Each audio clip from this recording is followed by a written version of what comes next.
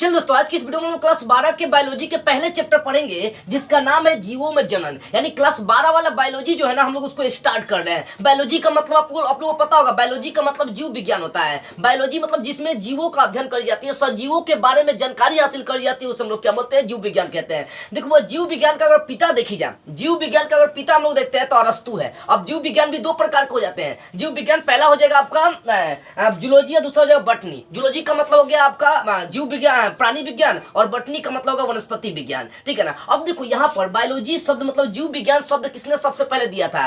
तो लैमार्क दिया था, थ्रियोफेटस दिया था। ऐसे जो वैज्ञानिक थे मतलब ये सब शब्द देने का काम किए। तो बायोलॉजी के बारे में थोड़ा सा ये बातें आप जान लीजिए। बायोलॉजी का मतलब जीव विज्ञान होता है। जीव विज्ञान दो प्रकार के, कौन कौन सा? प्राणी विज्ञान और वनस्पति विज्ञान। प्राणी विज्ञान को इंग्लिश में जूलॉजी और वनस्पति विज्ञान को बटनी कहते हैं। ठीक है ना। अब यहाँ से जीव विज्ञान वाला शब्द किसने दिया? तो भैया लैमार्क और थ्रियोफेटस ने दिया था। और साथ में बायोलॉजी मतलब जीव विज्ञान का पिता किनको कहते हैं? अरस्तु को कहते हैं। याद रखिएगा। देखो इसमें सबसे पहला चैप्टर में पढ़ना है जीवों में जनन। यानी जीव में जनन कैसे होती है। जनन का मतलब संतान की उत्पत्ति करना। देखो इस जीवों में जनन वाले चैप्टर में हमें क्या क्या पढ़ना होगा? सबसे पहले जीवन अवधि जानना है कि आखिर जीवन अवधि क्या होती है, चाहे जीवन काल क्या होता है। उसके बाद जनन के प्रकार हमें पढ़ना है। जनन के प्रकार में अलैंगिक जनन, लैंगिक जनन। अलैंगिक जनन में हमें पढ़ना है कि अलैंगिक जनन की कौन कौन सी विधि होती है। लैंगिक जनन में हमें पढ़ना है कि निषेचन के पहले और निषेचन के बाद और निषेचन से कौन कौन घटनाएं घटती है। ये सब चीजें हमें इसी चैप्टर में पढ़ने हैं। ठीक है ना। तो इसमें सबसे पहले हम लोग जानते हैं जीवन अवधि क्या होता है। जीवन अवधि, जीवन अवधि का मतलब क्या होगा? जन्म से लेकर मृत्यु तक। याद रखिएगा, मृत्यु भी प्राकृतिक होनी चाहिए। प्राकृतिक का मतलब प्रकृति ने आपका तय किया कि आप 56 वर्ष में मर जाएंगे, मतलब बुढ़ापे में मर जाएंगे, तो वही कहलाता है आपका क्या है? प्राकृतिक मृत्यु कहलाता है। जैसे कोई बच्चा जन्म लेता है तो जन्म लेने के बाद क्या करता है? उसका मतलब किशोरावस्था आता है। किशोरावस्था आने के बाद वो क्या करता है? उसमें प्रजनन का गुण आता है। प्रजनन के बाद एक बुढ़ापा आता है। तो ये सब क्या है? उसके जीवन काल के बीच वाला भाग है। तो जन्म और मृत्यु के बीच वाले भाग को हम लोग क्या बोलते हैं? जनन और मृत्यु के बीच वाले भाग को हम लोग बोलते हैं बाबू जीवन अवधि। जन्म लिए और प्राकृतिक मृत्यु हुआ, इनके बीच में जो घटनाएं घटी, चाहे जो काल है, जो समय है, उसको हम लोग क्या बोलते हैं? जीवन अवधि कहते हैं। ठीक है। अब देखो यहाँ पर, जैसे अब देखो कुछ हम यहाँ पर जीव जान लेते हैं जिनका जीवन अवधि देखते हैं। जैसे तितली, तितली का जीवन काल चाहे जीवन अवधि कितने 1 से 2 सप्ताह तक ही जीता है। यानी जन्म लेगा, 1 से 2 सप्ताह बाद वो मर जाता है। यानी तितली का जीवन काल, जीवन अवधि 1 से 2 सप्ताह। बिल्ली का जीवन अवधि 35 से 40 साल बिल्ली जीती है। और मगरमच्छ का जो जीवन काल होता है, मतलब जीने की जो समय होती है, वो 60 वर्ष होता है। कौवा 15 वर्ष तक जीता है। कुत्ता 20 से 30 वर्ष तक जीवित रहता है। और जो कुत्ता होता है वो 20 से 30 वर्ष तक। हाथी जो होता है ना 65 वर्ष तक जीवित रहता है। घोड़ा 60 वर्ष तक। बंदर 26 वर्ष तक इसका जीवन अवधि होता है। तोता जो होता है ना 140 वर्ष जीवित रहता है। तोता का आप नाम सुने होंगे। कछुआ और मगरमच्छ, देखो कछुआ और बरगद, इन दोनों का जीवन काल बहुत अधिक होता है। मतलब अगर कही जाए हम लोग 2-3 जन्म लेंगे ना तब भी एक कछुआ जीवित रह सकता है। बरगद का पेड़, देखो कछुआ और बरगद का पेड़, ये दोनों जो है ना 200 वर्ष तक जीवित रहते हैं। कितने? 200 वर्ष इनका जीवन काल है। अब गेहूं जो हम लोग बोते हैं ना, इसका जीवन काल लगभग देखी जाए तो 4 से 5 महीना होता है। गेहूं का जो हम लोग खेत में बोते हैं, जिसका हम लोग आटा बनाते हैं, ठीक है ना, तो गेहूं का जीवन काल 4 से 5 साल होता है। जीवन काल मीन्स याद रखना, बस इतना, इसके बारे में ज्यादा विस्तार से नहीं जानना है। जन्म से लेकर प्राकृतिक मृत्यु के बीच वाले भाग को जीवन अवधि या जीवन काल कहते हैं। ठीक है ना। तो इसमें से ऑब्जेक्टिव क्वेश्चन करता है कि तितली का जीवन काल कितना होगा, बरगद का जीवन काल कितना होगा, गेहूं का जीवन काल कितना होगा। ये सब चीज को आप याद कर लीजिएगा। तो हमने समझ लिया जीवन अवधि। अब जानते हैं जनन के प्रकार। तो पहले सबसे पहले समझो कि रिप्रोडक्शन क्या होता है, जनन किसे कहते हैं। वो देखो बस इतना बोल, जनन का मतलब होता है जन्म देना। यानी बोल सकते हैं कि जनन का मतलब बोल सकते हैं जन्म देना, यानी अपने समान संतान की उत्पत्ति करना जनन कहलाती है। यानी संतानों की उत्पत्ति में वृद्धि करना। कुछ ऐसे मतलब जीव होते हैं जो एक बार में बहुत सारा संतान उत्पन्न करते हैं। जैसे मछली देखिएगा, ससुरी एक बार में 50 को 7 को मछली उत्पन्न कर देता है। आप देखेंगे जब कभी कल मछली मारने गए होंगे तो देखेंगे कि एगो मछली अपना बच्चा को चराने आई, हमारे खाली छोटका छोटका को लेकर। तो यहाँ पर कहने का मतलब कुछ ऐसे जीव होते हैं जो एक बार में ढेर सारा मतलब जीव का निर्माण करते हैं, संतानों की उत्पत्ति करते हैं। जैसे मनुष्य होगा, मनुष्य में 1 से 2 होगा, 3 बच्चे आप कभी देखे नहीं होंगे पैदा होता है मनुष्य में, ऐसा कुछ भी नहीं होता है। तो जनन का मतलब होता है कि अपने संतान में वृद्धि करना, अपने संतति में वृद्धि करना। ठीक है। अब देखो जनन 2 प्रकार के होते हैं, अलैंगिक जनन और लैंगिक जनन। और लैंगिक जनन को इंग्लिश में एसेक्सुअल रिप्रोडक्शन कहते हैं और लैंगिक जनन को सेक्सुअल रिप्रोडक्शन कहते हैं। देखो यहाँ पर इसमें आप समझ होंगे अलैंगिक सेक्स, अलैंगिक, यहाँ देखो इसका इंग्लिश होता है asexual, asexual reproduction. Asexual reproduction का मतलब इसमें सेक्स की क्रियाएं नहीं होती है, जैसे लड़का लड़की का मिलाप। सुहागरात का नाम सुनोगे। तो बाबू कहीं ना कहीं ये समझने वाली बात है कि इसमें सेक्स की घटनाएं होगी ही नहीं, ये अपने आप को तोड़कर अपने संतान बना लेता है। लेकिन लैंगिक जनन में क्या होता है बाबू, वहां पर सेक्स बिना संतान की उत्पत्ति कभी हो ही नहीं सकता है, संभव नहीं है। तो जनन दो प्रकार के होते हैं, अलैंगिक जिसको एसेक्सुअल रिप्रोडक्शन कहते हैं और दूसरा लैंगिक जिसको सेक्सुअल रिप्रोडक्शन कहते हैं। तो अलैंगिक जनन सबसे पहले हम लोग पढ़ लेते हैं, उसके बाद लैंगिक जनन पढ़ेंगे। देखो अलैंगिक जनन में मात्र एक शरीर होता है, जैसे आप हाइड्रा की बात लेकर चल सकते हैं, अमीबा लेकर चल सकते हैं, ये सब अलैंगिक होता है। ये अपने शरीर को तोड़कर बहुत सारे मतलब क्या करता है, अमीबा बना लेते हैं। तो भैया जो अपने आप को तोड़ता है, एक शरीर अपने आप को तोड़ना शुरू कर दिया। जैसे आलू देखे होंगे, एक आलू को क्या कर देते हैं, काट काट कर बहुत जगह बोई जाती है, देखे कि नहीं, एक आलू बहुत जगह काट काट के बोई जाती है बाबू। एक ही आलू है लेकिन उसको काट काट के कई जगह बोई गई और वही आलू बहुत सारा आलू बना देता है।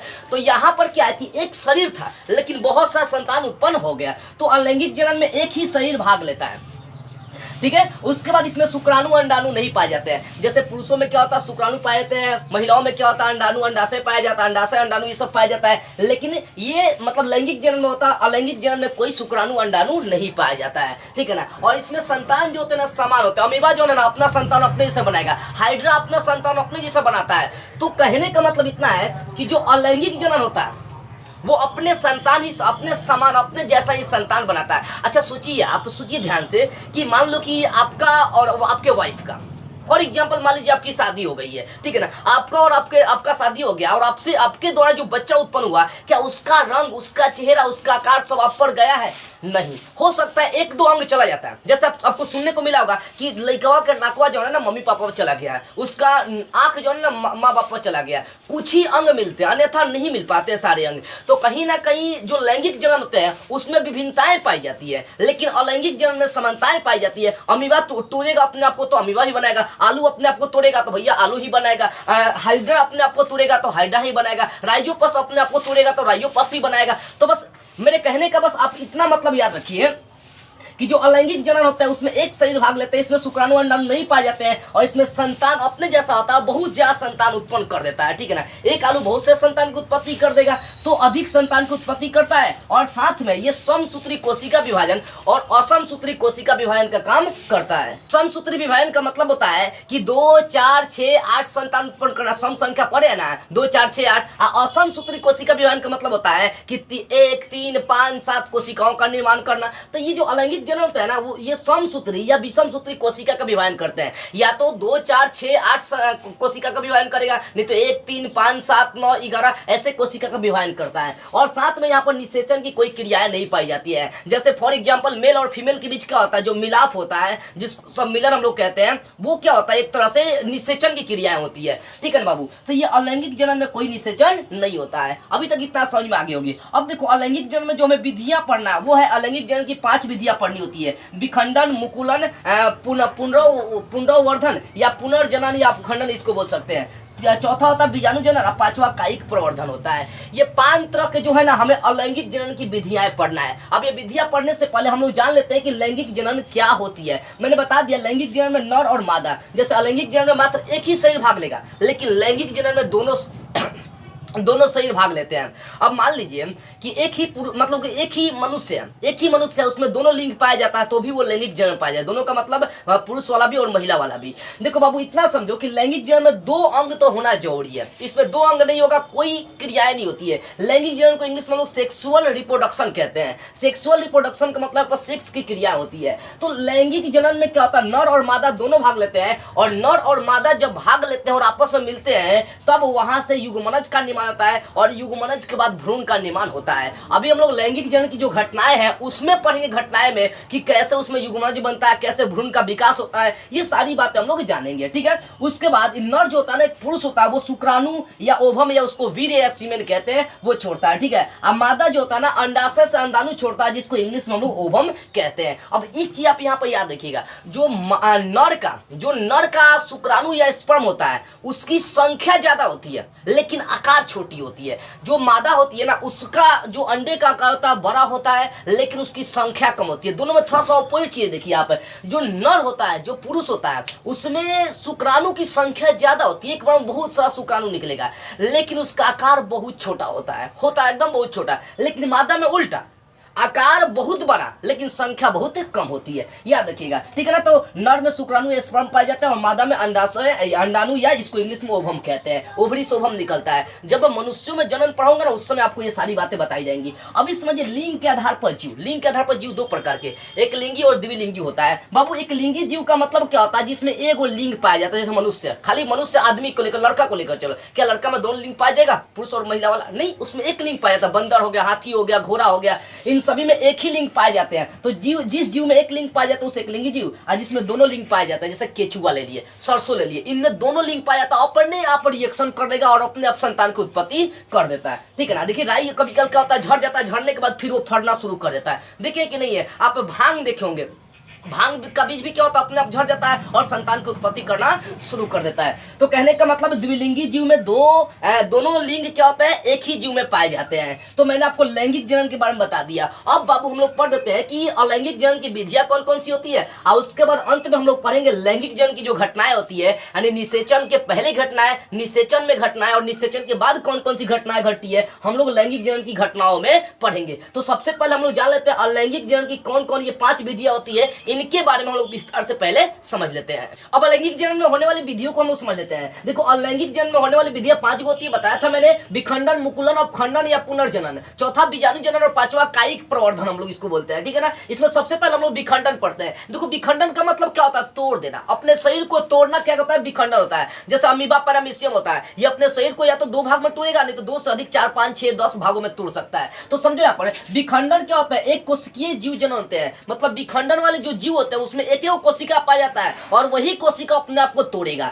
तो वही कोशिका जब अपने आप को 2 भागों में तोड़ेगा तो द्विखंडन, और 2 से अधिक भागों में तोड़ेगा तो बहुखंडन। जैसे यहाँ पर देखिए, इसमें एग्जांपल में अमीबा हो गया, पैरामीशियम हो गया। विखंडन 2 प्रकार का, द्विखंडन और बहुखंडन। एग्जांपल देखिए यहाँ पर, एक ये अमीबा है, ठीक है ना, ये अमीबा का देखिए कोशिका यहाँ पर बड़ा हो गया, यही बड़ा होकर देखो 2, मतलब यहाँ पर देखिए 2 को क्या हो गया, अमीबा बन गया। तो कोशिका इसका धीरे धीरे बड़ा होता है, बड़ा होने के बाद अपने आप को तोड़ देता है। तो यहाँ पर एक अमीबा, यहाँ कोशिका इसका बड़ा हुआ, केंद्रक बड़ा हुआ, उसके बाद ये 2 भागों में अपने आप को तोड़ दिया, तो ये द्विखंडन हो गया। लेकिन जब अमीबा बहुखंडन में क्या होता है कि अमीबा का जो केंद्रक होता है अपने आप को बार बार तोड़ता है। देखो ये केंद्रक क्या किया, अपने आप को बहुत सारा बार तोड़ दिया है, और तोड़ने के बाद इसका सारा क्या होता है, ये सब कण बाहर निकलता है और ये सारा भाग अमीबा का रूप लेते चल जाता है, लेते चलता है, यानी बहुत सारे यहाँ पर अमीबा बन जाते हैं। तो जहां पर एक केंद्रक या एक कोशिका अपने आप को 2 बार तोड़ता है वो द्विखंडन, लेकिन बहुत बार तोड़ेगा, 2 से अधिक बार तोड़ेगा तो वो बहुखंडन हो जाता है, यानी विखंडन में अपने आप को तोड़ने का काम होती है, ठीक है ना। दूसरा मुकुलन, मुकुलन में क्या पढ़ना, मुकुलन में देखो, मुकुलन का एग्जांपल ईस्ट और हाइड्रा होता है। इसको धरती में गाड़ेंगे, इसका जड़ निकलेगा, उसको काट के अलग कर सकते हैं। जैसे ईख देखे होंगे, ईख से जो चीज निकलती है उसको काट के धरती पर गाड़ेंगे, फिर वो नया संतति उत्पन्न करना शुरू कर देता है। इसमें भी एग्जांपल, धरातल से कलिका फूटने पर या प्रौढ़ फूटने पर उसको क्या कर सकते हैं, उससे नई संतति उत्पन्न होता है। जैसे देखो यहाँ पर ईस्ट और हाइड्रा, एग्जांपल के थ्रू समझो, ये आपका ईस्ट का एग्जांपल है और ये हाइड्रा का चित्र है। अब यहाँ समझो ऑब्जेक्टिव क्वेश्चन पूछता है कि ईस्ट में क्या होता है, तो भैया कौन सा लैंगिक जनन होता है, तो मुकुलन। हाइड्रा में भी कौन सा लैंगिक जनन होता है, तो मुकुलन होता है। अब देखो यहाँ पर ये जो आपका ईस्ट है, इसमें क्या होता है कि जैसे ही ये आपका, जैसे इसको धरती में गाड़ेंगे, ये क्या करता है, अपने शरीर को फुलाने का काम करता है। मतलब इसके शरीर में धीरे धीरे देखो उभार आना शुरू हो गया और यही सब भागवा अलग हो जाता है और एक नई संतति उत्पन्न कर देता है। देखो जैसे ही क्या करेंगे, धरातल मतलब धरती में गाड़ेंगे किसको, ईस्ट को या हाइड्रा को, जैसे ही गाड़ेंगे इसके शरीर में देखिए उभार आना शुरू हुआ, ये उभार बहुत अधिक होता है और आने वाले समय में धीरे धीरे क्या होता है, ये सब अलग हो जाते हैं, ये वाला भाग भी अलग हो जाएगा, ये वाला भाग, ये सब भाग क्या होता है, अलग हो जाते हैं और फिर अपने आप को ईस्ट के जैसा ही बना लेते हैं। तो मुकुलन में क्या होता है ना, मुकुलन में बस धरती में गाड़ेंगे, गाड़ने के बाद अपने संतान की वृद्धि करेगा। जैसे हाइड्रा की एग्जांपल देखिए, यहाँ पर क्या होगा, हाइड्रा का जो पिक्चर इसके शरीर में देखिए उभार आया,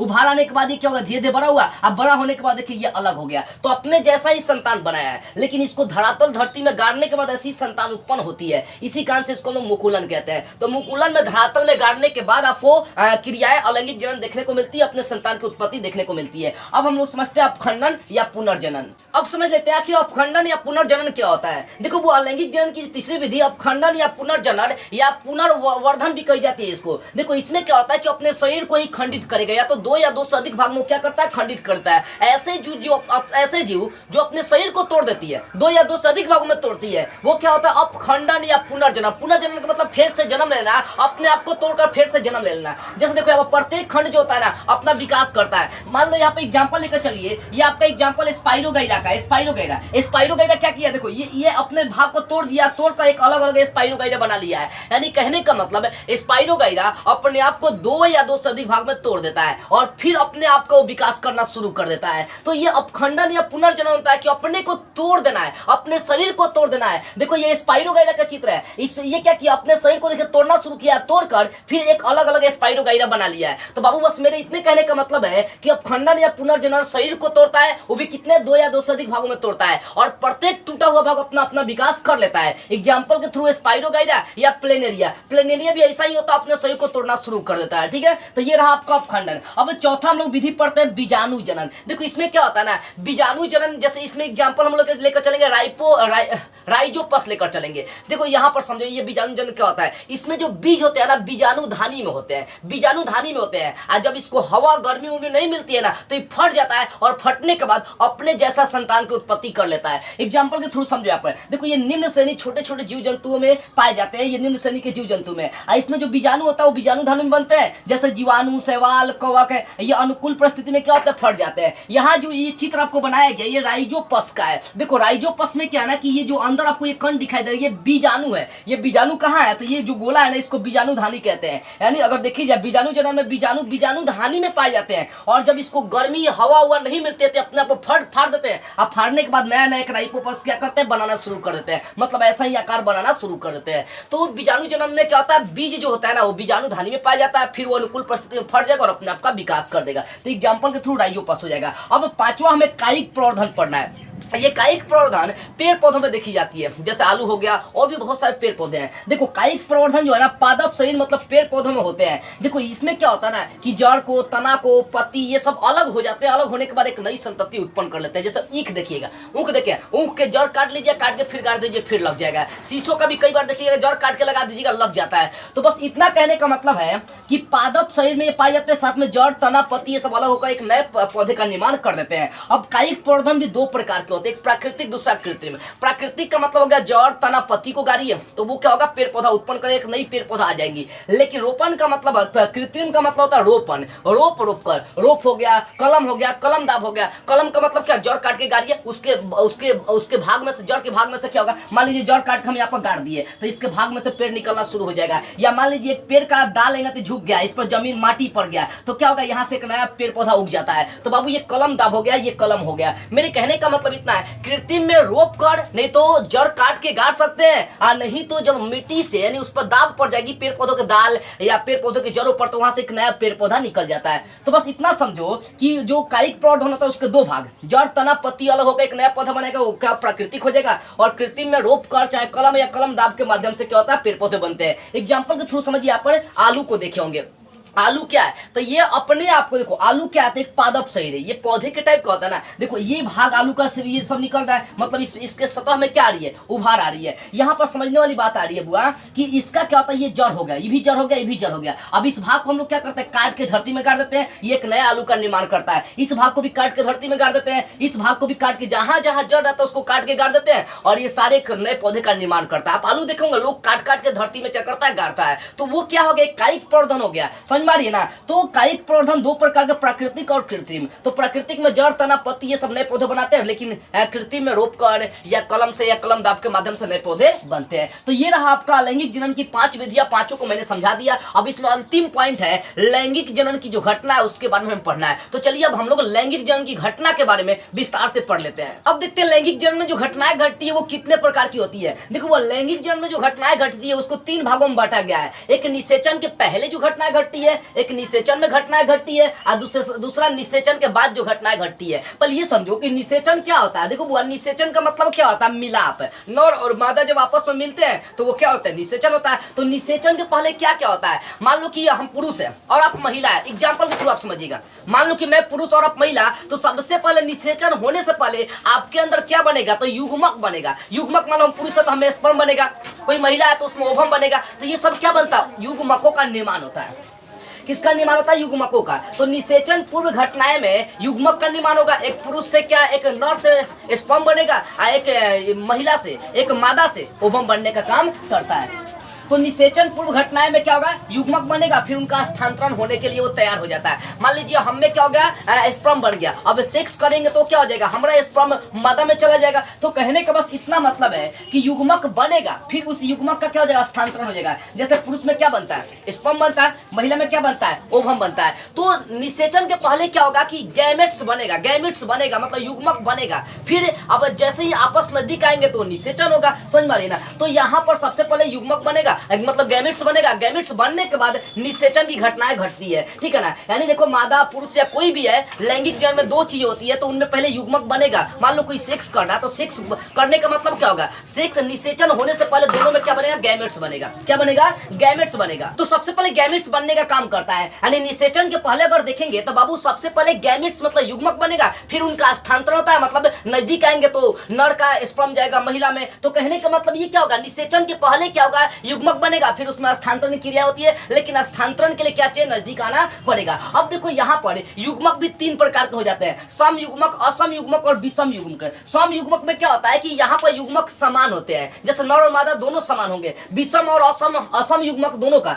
असम युग्मक और विषम युग्मक, इन दोनों का जो समझिए कि युग्मक होता है वो अलग अलग होता है। एग्जाम्पल देखो, देखो यहाँ पर क्लेडोफोरा का क्या होता है, दोनों का युग्मक समान है, लेकिन यहाँ पर देखो, यहाँ फ्यूकस या मनुष्य, इन दोनों में देखी जाए तो यहाँ पर क्या होता है, अलग अलग शुक्राणु यानी अलग अलग युग्मनज पाए जाते हैं, युग्मज पाए जाते हैं, गैमेट्स पाए जाते हैं। तो सम युग्मक का मतलब समान युग्मक पाया जाएगा, लेकिन विषम या असम युग्मक का मतलब अलग अलग पाया जाएगा। जैसे मनुष्य में क्या होता है बुआ कि लड़का में क्या स्पर्म बनेगा तो उसका आकार छोटा होता है लेकिन संख्या ज्यादा होता है, लेकिन महिला में अंडाणु बनता है, यानी अंडाशय से अंडाणु बनता है तो उसका आकार बड़ा होता है लेकिन संख्या उसकी कम होती है। तो कहने का मतलब है कि अगर फ्यूकस या मनुष्य लेकर चलेंगे तो इन सभी में क्या होगा कि इन सभी में जो युग्मक होगा वो अलग अलग होते हैं, लेकिन क्लेडोफोरा में युग्मक समान होते हैं। तो युग्मक भी तीन प्रकार के हो जाते हैं। यानी निषेचन की पहले घटना है युग्मक बनेगी, युग्मक के बाद उनका स्थानांतरण होता है। अब निषेचन हम लोग पढ़ते हैं फर्टिलाइजेशन, क्योंकि लैंगिक जीवन की घटना में तीन चीजें पढ़ना, निषेचन के पहले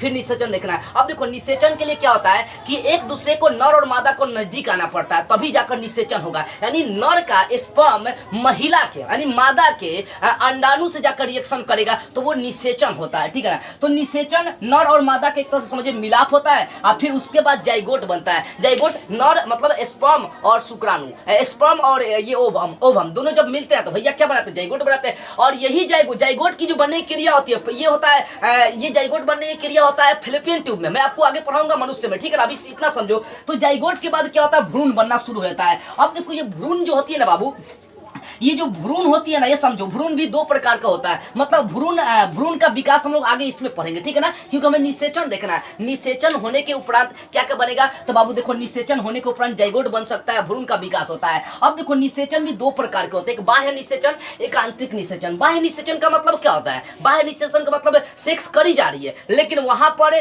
जो युग्मक है वो बाहर निकल कर रिएक्शन कर लेते हैं। जैसे मछली में देखिएगा, गैमेट्स जल में आकर रिएक्शन करके अपने बच्चे का निर्माण करते हैं। तो कहने का मतलब बाह्य निषेचन का मतलब जो जीव बाहर निषेचन करते हैं, संतान की उत्पत्ति करते हैं, वो कहलाता है बाह्य निषेचन। लेकिन मनुष्य क्या होता है, बड़े बड़े जीव जंतु जो होते हैं ना, वो आंतरिक अंदर ही निषेचन करते हैं। जैसे महिला और पुरुष का लेकर चलिए, तो महिला और पुरुष का होता है, पुरुष का स्पर्म महिलाओं के योनि से होते हुए वो कहा जाता है बाबू, वो चला जाता है फेलोपियन ट्यूब, फिर भ्रूण का विकास होता है। तो ये आंतरिक होता है। तो बाह्य निषेचन का मतलब बाहर, और आंतरिक निषेचन का मतलब अंदर अंदर खत्म हो जाएगा। तो बाह्य निषेचन में जलीय जीव लेकर चलिए, और आंतरिक निषेचन में मनुष्य, गाय, भैंस, कुत्ता, सियार, ये सब आप लेकर चल सकते हैं। तो ये घटनाएं घटती है निषेचन में। अब निषेचन के बाद कौन सी घटना घटती है, तो जैसे ही रिएक्शन हो जाएगा, महिला और पुरुष का मिलाप होगा, नर और मादा का मिलाप होगा, तो उसके बाद जाइगोट बनता है। ये जाइगोट बनेगा, जाइगोट के बाद भ्रूण का विकास होता है। अब भ्रूण का विकास भी दो तरह से होता है। जैसे आप चिड़िया या पक्षी उक्षी को या सांप को देखिएगा, ये अंडे देते हैं पहले, ये ससुरी अंडे देंगे तब अंडा में बच्चा का विकास होगा।